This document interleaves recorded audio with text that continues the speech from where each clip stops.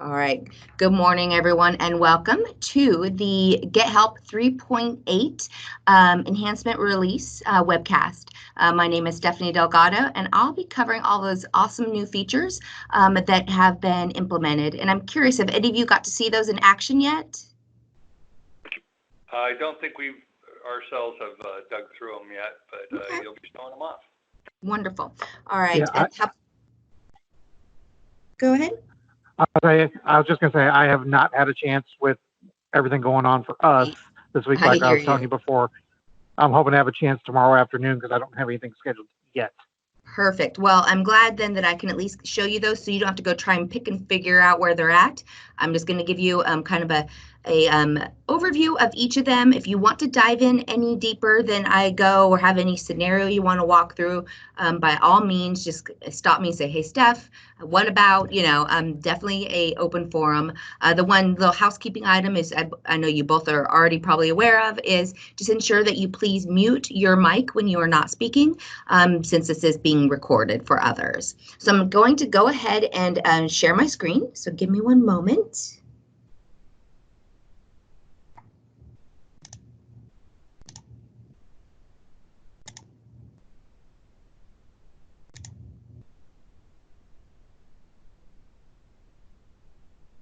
Just have to find the screen. There we go. Okay, you're going to see the application, and it looks like we have another individual joining, so give me one moment here.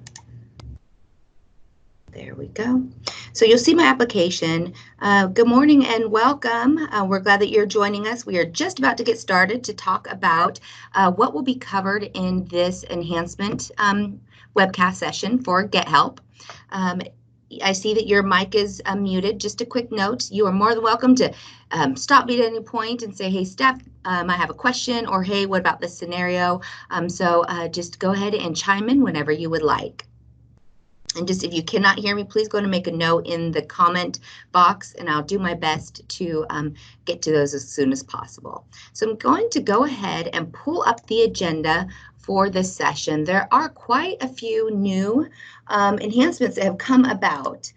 So as you see here, we have ticket management, so adding multiple attachments to a ticket during creation. So previously you could only add one. I know this has been a kind of a heavy hitter for some individuals that said, hey, I have several maybe images or documents that I need to attach at that kind of ticket creation. And so we heard you, and we have allowed to add up to 3 images, and we'll go into detail about what that looks like, kind of file size and all that good stuff shortly.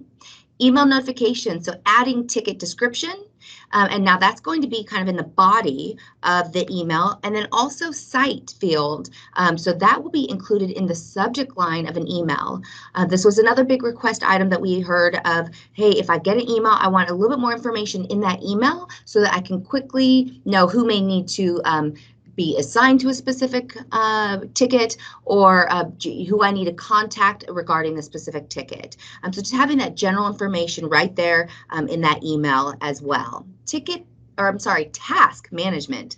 This has been one that's been also, I think all of these are really, I'm going to say, are kind of heavy hitters, but task management, so being able to track time for a specific ticket. Now, this could be just in general, so as you are looking at your kind of analytics and how long yourselves or technicians are spending on each of the tickets or certain types of requests or issues, and then also potentially projects I've heard a lot about. So, hey, we have a certain project, we really need to be able to track the time that everybody is spending on the specific project. So that's another big one. User login, so allowing for unattended accounts to be converted to active accounts. And I'm curious if any of you have had this happen previously, but this is where sometimes, depending on certain scenarios, there are times where a new user will come in, but they are not part of your like Google SSO or your SIS. And so that account kind of sits there lingering. It actually is not a user account for an individual to be able to log in and either, and access that ticket and so forth. So we're going to look at what it looks like to actually transition those, what we call unattended accounts, over to an actual user account. And then we have multiple oh my goodness, multi-select menus. This is another big one, I think. And this really comes into play when you are looking at, of course, the creation of custom fields, but really routing rules to be able to select more than one problem type for a specific condition. This is when we really heard you. You said, hey, you know what, please streamline this process a little bit for us so that we don't have to create a bunch of conditions when we're looking at a routing rule. So you'll actually get to do a multi-select within your routing rules, and that really kind of starts with your custom fields. And then ticket templates, this is great. Allow for fields, site and room. So we already did this with our tag field, but now you have the capability for site and room to one of two things. One, make it required or not for a specific template. So then you can add it to a template or not. So previously they had to be on every single template, even if they weren't being utilized. Now we have a little bit more flexibility and having that kind of customization piece for each of our districts. And then this one is one of my favorites. So kind of when we're talking about usability of the application, all this just kind of things that streamline processes, you have the capability now to actually right click in certain areas. So it's going to be when you're on that all tickets page, when you're looking at your individual cards, and you can open up a ticket into a new browser window. So that if you have filtered down your all tickets grid, you have the capability to have another tab open with that specific ticket. So we'll look at that as well. So I'm super excited to get to show you guys all these. Definitely a lot of really cool things. Do you have any comments or questions before we get started? I'm going to minimize this. And if not, that's great. I'm going to go ahead and just continue on, everyone. And let me pull up. I always like to make sure that I do not forget anything, right? As we talk about lots of stuff happening all the time. So I have my little notes for us. Okay, everybody. So I am currently logged in as myself. I am what we would consider an admin user.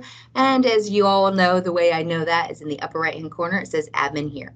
The first feature that I'm going to talk to you about is going to be ticket management. So adding multiple attachments during a ticket creation.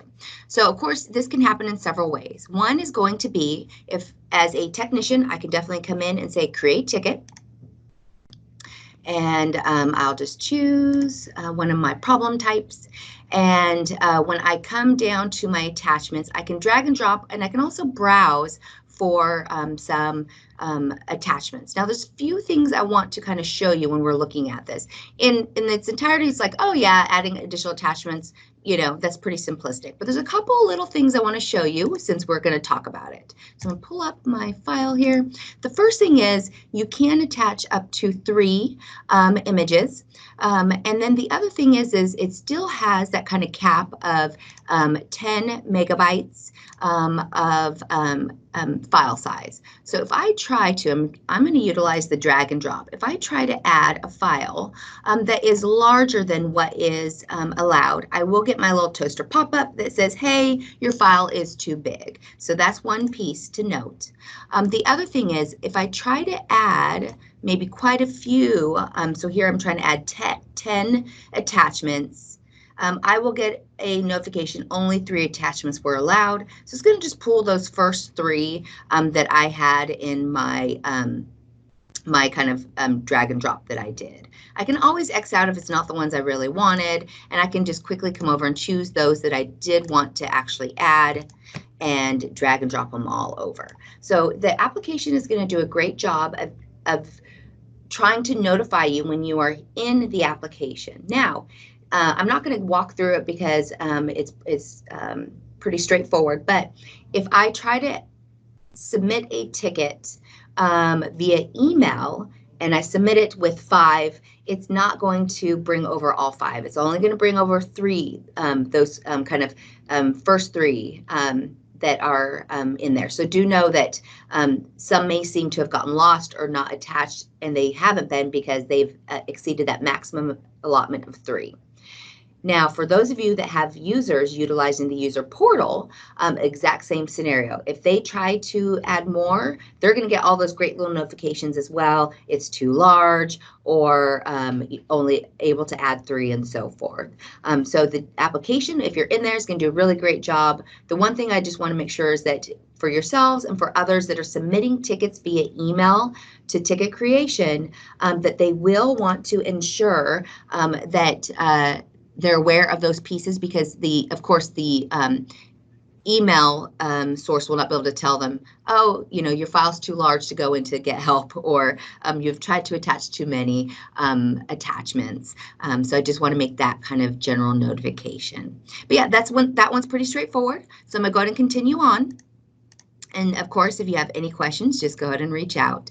The next one is going to be that email notification where you're going to add ticket description to, it's now within the body of your email, and the site field will be in your subject line. Now, a couple of things with that.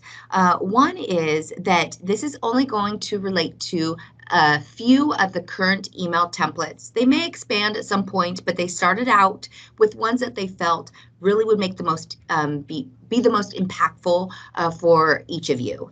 So the first one, I'm actually going to go ahead and pull it up so you can take a look at it. I created one for us. Is going to be, yes, here we go. I'm going to bring it on over to my screen. So I created a ticket for our session this morning, and this has to do with a ticket has been assigned to you. And so you'll see right away, here's my ticket number, here's that subject line for the individual that had submitted the ticket. So, hey, I need help with email. But this right here, it'll have a dash, and then it's going to have the site field applied to the subject line. So this is the information that the user has submitted, and then it's going to have a dash and going to have the campus and or site after that. Now this has to do with a ticket, and the initial step of it was assigned to you. So as a technician, I received this, that I was assigned a ticket by Nile, who for us, as you all are probably aware, is a staff member for our training sites. Now, the other piece is, sorry about that, everybody, is the description is going to now also be below. And I actually did a description the same as my subject here, but you'll see underneath the subject, which you normally are able to click to go to that specific ticket, right below it, I will now have that description field also here, so I can quickly see information via the email. So I know, like, I had some individuals who are kind of already out in the field this morning. You'll be able to just see it on your mobile device, whatever that may be, right there at your fingertips, instead of having to go into the application if you just needed to see information very quickly. Now, the other 2 tickets are going to be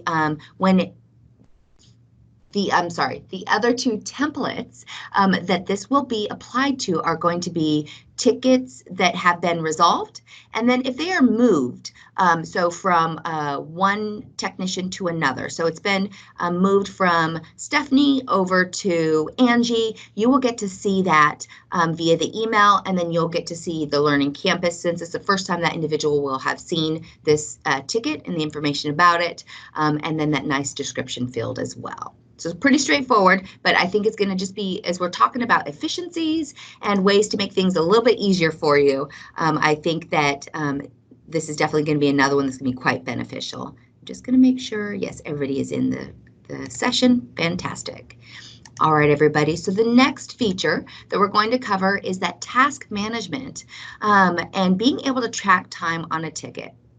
So now admins and technicians have the capability to come in and add time to a ticket. Some great kind of pieces that I appreciate are, if I, Stephanie, come in and I add time to a ticket, I have the capability to edit and delete and kind of, make updates to my time. But if somebody else tries to come in, so Kathy tries to come in and update my time, she will not have the capability, even though she's an admin. It's just kind of more ensuring that information that an individual submits is their information, and they are the only ones that are able to update that. So let's go and see what that looks like. So I'm going to go ahead and go into a already created ticket. So I'll go to unassigned. Here's one I've been working on this morning for us.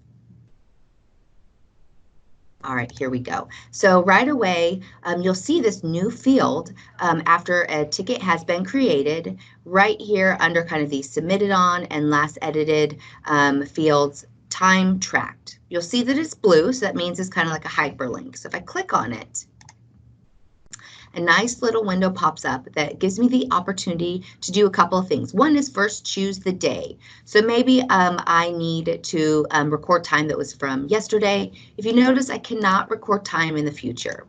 So I can be retroactive and kind of go back if I forgot to maybe add my time from the other day. I can do it for the current day as well, but I cannot do any time into the future. And that's just to ensure that it's as accurate as possible, right? So then over to the left, once I specify the day, over to the left, I can do hours and then I can do minutes. And this is definitely an area you can come and kind of play around with.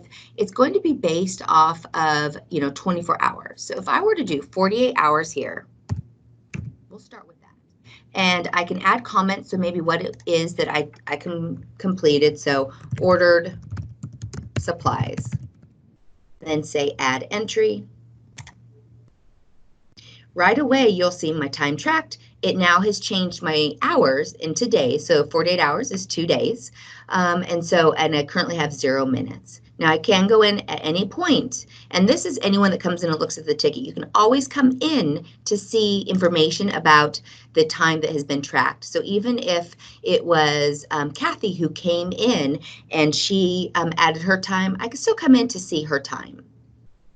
And how I do that is when I come in, this is the initial setup is, okay, adding time. But over here under add entry, show all records right there. And it does a great job of just giving me the overall time tracked here as well. But click on show all records, scroll down a little, and I'll get to see Stephanie entered time for the 9th. Here's my little comment. Total time spent was 2 days, which is at 48 hours. And as you see here, I can edit and I could quickly delete my comment as well. So if I realize, oops, you know what? I actually needed to make it in 30 minutes, we'll say, and say update. Now you'll see 2 days and 30 minutes there. Really quickly, I'm going to show you what it looks like if I come in as somebody else.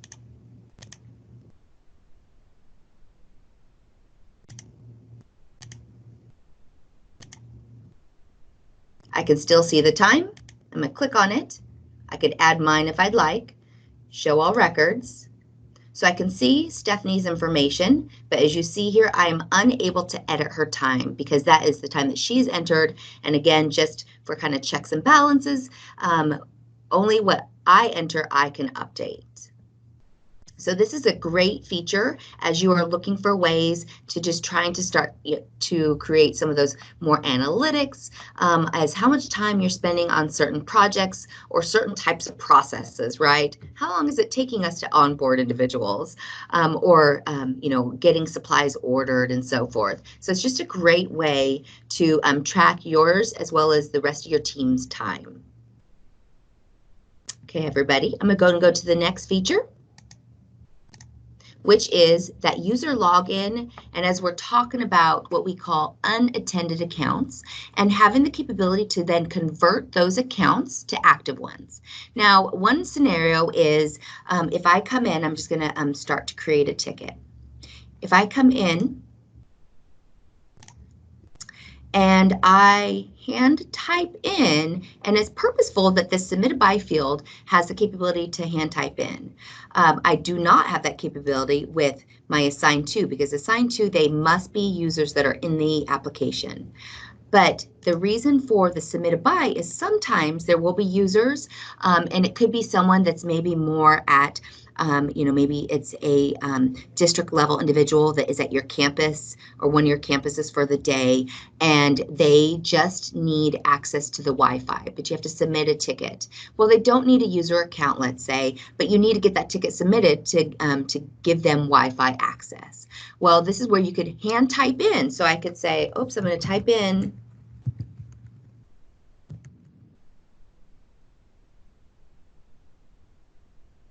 as you notice, I start typing. It's going to do its best to look for an individual first for me. You see it says no users found. If I do not type in what looks to be a valid email address, if you notice my notification tells me email address is invalid. So it's going to look for that kind of extension of an email, right? Once I get that, I won't get that error. But I need to ensure that this is accurate, because if I do not, I'm going to create what's called an unattended user. So let's say that it is a new employee that is starting, and I want to kind of get their onboarding process started, and I want to add, hey, we need to kind of get this individual set up. And so I'm going to hand type in this new employee, this new technician, let's say, their email. If I mistype it here, and then I have an SSO or my SIS connection, and this new individual, we'll say Becky, comes in to access through, we'll say, the SSO. Because the email address is not the same, it will create that new account for Becky via the SSO and SIS, but I'll have this account lingering. It'll just be sitting out there. So then when I go to utilize my submitted by field again, this will always display. So potentially somebody that may not know Becky's exact email address may select the incorrect email. And then we just have a bunch of submitted bys that are for the incorrect individual. So previously they kind of just sat there. We didn't have a way to remove them yet. Now, before Becky even comes in, if I realize, oops, it was the wrong email for Becky, I can actually now convert this account, right? Because it's not really an account, it's just sitting there, this email, to a GetHelp account for Becky. So I'm not going to go ahead and submit this, but I'm going to go ahead and show you. I created one for us this morning. So if I go to user management now, so go to admin, user management, there is a new option, unattended accounts. If I select that, it's going to display all unattended accounts for me. At the moment, I only have one. If I needed to filter down, I can utilize my kind of filter to open text field to filter down. But here it is. It's Steph, not even Steph, it's Stemp at Gmail. So I could come over to activate. Now, one thing to note is that username is going to be whatever was entered into the to that field. So please note that piece. Most likely, if you reach out to us, we might be able to help you. That is something I definitely have to check with R&D on.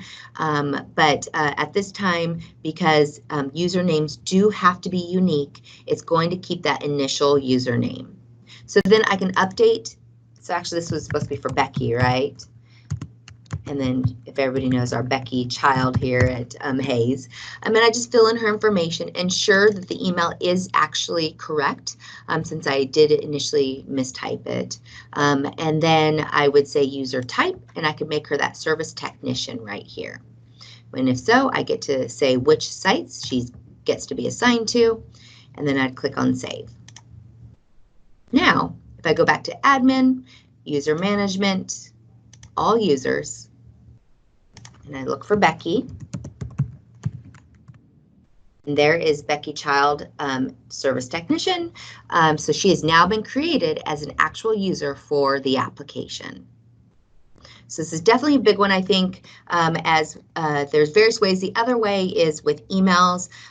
Sometimes if an individual submits an email maybe from their personal, but then when they come in through SSO, they log in, you know, with the domain email, of course, that they'll have potentially kind of that lingering account out there.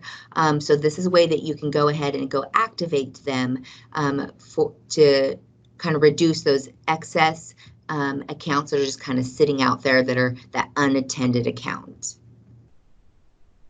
Hey, Stephanie, quick question. Yeah. On this, to go to our admin and user management, I don't see that unattended account. Really quickly, you're cutting out a little bit. Are you saying that you, do you have the admin up here at the top? Yes, I do. Okay, and when you click admin. I am, and when I go to user management, I have all users and service groups, but not the unattended accounts. Now, could that be that we don't have any unattended accounts that need converted? You should have it. So what I'm going to do after this session is go see, I'll investigate that and I'll get back to you today, ASAP. Okay. That is interesting. If others that are on the call, if you happen to have your application up, if you wouldn't mind checking for me as well, that would be really wonderful. Definitely you should have that, Robert. So I will see what that could be about and get back to you very quickly. Okay. All right. And everyone else, if you want, just let me know. I'm going to continue on. But if you happen to notice you do not have it, please let me know. All right, so the next feature is going to be multi-select menus, custom fields, and routing rules.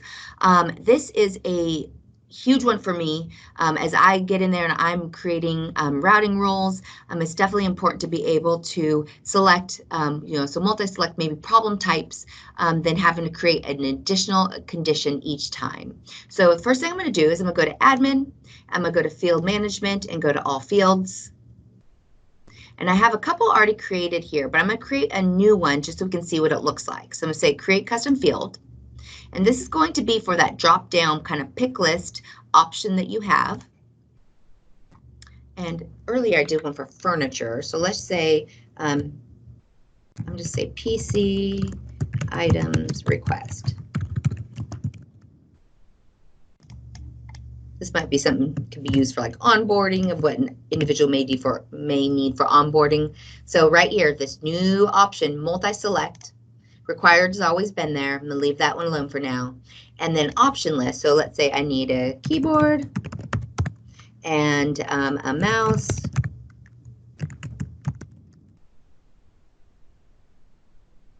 And let's say a charger for fun.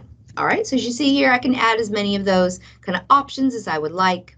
And then I'm going to go ahead and say create. Now, to ensure that it will be applied when we go to look at it, I do need to go to field management and do ticket template. I'm going to go ahead and make sure to add that to my default template here. Say update.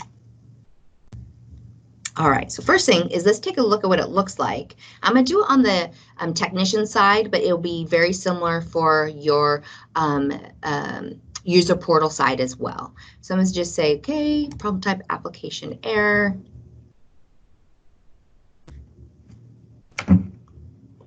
Definitely, the last couple of days I've been in this, we have what are like these little like phone booths is what we call them, and sometimes they are not giving me great internet access. Here we go. So new application error ticket, which is not true. We're going to say that it's request for PC items. Priority. But right away you see PC items request, select options. So when I click into my field, I'll get to see all of my options and I can click. And then you'll notice that a chip is now there. Now I can remove it if I need to, but I can quickly add those items that I need. Now what's cool is it will show me in highlighted in blue those that have already been chosen. So I can be like, oh yeah, I do need that charger. I have my own mouse pad, I don't need it. And X will get rid of everything else. And that's the same for each of the ones that I have here. So I can specify which I would like. Let's see if I start typing. So if I start typing in here, it's going to give me my list as well. So my suggestion is the easiest way is just click in there and choose those that you need. So then once you submit, the individual will get to see each of these chips within the ticket. Very straightforward, right? So now let's go over to ticket routing arrivals and see what it looks like in a routing rule. I'll go ahead and utilize one that's already here for Chromebooks. Say edit. Now I'm going to add a condition, and let's say I want to add it for, let's see here, I did it for, I'm trying to see, sites will probably be good, so I could say building, bright, And if you notice with this one, it's going to tell me 2 items selected. And when I click on it, it will let me see which ones have been selected, but I can quickly add as many as I need to right here. And this is going to be fantastic, I think, for the problem types when we start looking at kind of those sub-problem types. So as you see here, I can quickly add those and see which ones I need to add and or remove. So if I click here and say, oops, actually I don't need administration building, click on it and it's been removed. So it's just a very easy, quick click, and it will either add or remove those items for me. So I think it's going to be a streamlined piece to your processes. Any questions on that one? Pretty straightforward, right? All right, everybody. So the other is ticket templates and allowing for the fields site and room to decide if they are going to be required or not. And then also able to add those fields to only some ticket templates or not. Now we had this previously with the tag field, right? So I'm going to go ahead and show you really quickly. If I go to Field Management, All Fields, and below my custom fields here, I have my help desk fields, and you'll see over to the right for my room, and then as well as my sites, I now have that edit capability. And in an earlier release, we had the tag number also here. So if I go to my site, because I know this is one you guys have been really asking about, is wanting the capability to make site field required or not. So I can right here decide if it's going to be required or not. So I'll say update. Now I'll keep my room not as required. And the way I can see that is right here next to the description. I have if it's required or not. So you'll see here, my room's optional, my site is required. Next, we'll need to go to our ticket template. Let's just go ahead and go into our default since we've been kind of playing in there this morning. And you'll see that I have site. And if you notice, my color bar here, which is a quick visual indicator, lets me know my site is now required. Another way I know that is over to the far right, I have my little lock. And if I hover over it, it tells me system field is locked to template. So that means it is required. I cannot remove it, right? Now, where's my room here? So now my room, if you notice here, it was optional. And so I do have the capability to remove it. So because I have not made room required, I have that capability now. So then if I go to my work order, edit form, I can decide if I want to have room required or not because I have not made it required yet.